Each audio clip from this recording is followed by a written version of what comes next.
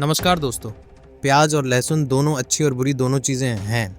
अगर धर्म की सुने तो यह बेकार चीज़ है और विज्ञान की सुने तो अच्छी चीज़ है।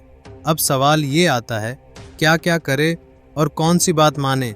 इस बात का फैसला तभी हो पाएगा जब हम यह समझेंगे कि आखिर प्याज और लहसुन की उत्पत्ति कैसे हुई। जानने के लिए वीडियो में बने रहे और वीडियो अंत तक देखें। दोस्तों, बहुत समय पहले की बात है, जब देवता और राक्षसों के बीच द्वंद्व लगातार चलता रहता था। एक बार देवता और राक्षसों ने मिलकर अमृत प्राप्त करने के लिए समुद्र मंथन करने का निर्णय लिया। इस मंथन के दौरान समुद्र से कई अमूल्य रत्न और दिव्य वस्तुएं निकलीं, लेकिन सबसे महत्वपूर्ण और पवित्र वस्तु थी अमृत। जो कोई भी इस अमृत को पी लेता वह अमर हो जाता। लेकिन इस महासंघर्ष में एक राक्षस जिसका नाम राहु था, देवताओं के साथ मिलकर छल करने की योजना बनाता है। वह देवताओं के रूप में डिस्गाइज्ड होकर अमृत पीने की कोशिश करता है। जैसे ही वह अमृत का प्याला उठाता है, सूर्य और चंद्रमा ने उसे पहचान लिया और तुरंत भगवान विष्णु से इस धोखे की सूचना दी। भगवान विष्णु ने तुरंत अपने सुदर्शन चक्र से उस राक्षस का सिर काट दिया। राक्षस का सिर रास्ते में उड़ते हुए भागा और राहु के रूप में पहचाना गया, जबकि उसका धड़ केतु के रूप में पृथ्वी पर गिरा।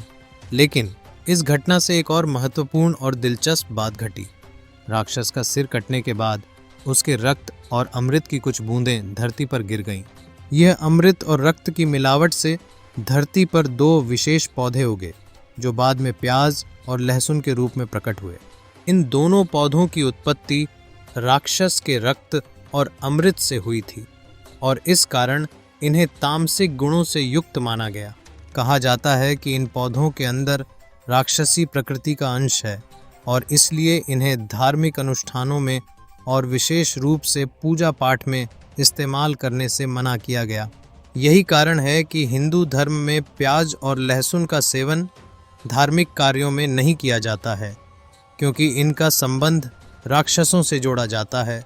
समुद्र मंथन की इस कथा के माध्यम से यह भी दर्शाया गया कि चाहे जितने भी अच्छे कार्यों के बावजूद कुछ तत्वों का प्रभाव हमारे जीवन और शरीर पर नकारात्मक हो सकता है, और इस प्रकार प्याज और लहसुन के सेवन को तामसिक गुणों से संबंधित किया गया, जो व्यक्ति के मन और शरीर पर विपरीत प्रभाव डाल सकता है।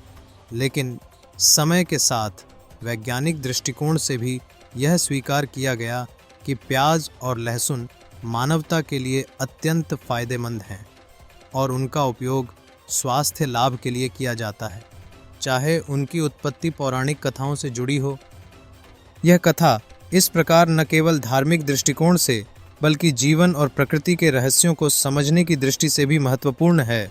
यदि आप सनातनी हैं तो मैं यही समझूंगा कि आप धर्म की बात को मानेंगे, और अगर आप नास्तिक हैं तो आप विज्ञान की बात मानेंगे। फैसला आप खुद के लीजिए। मैं चलता हूँ और आपसे फिर मिलूंगा एक नई जानकारी के साथ। धन्यवाद दोस्तों।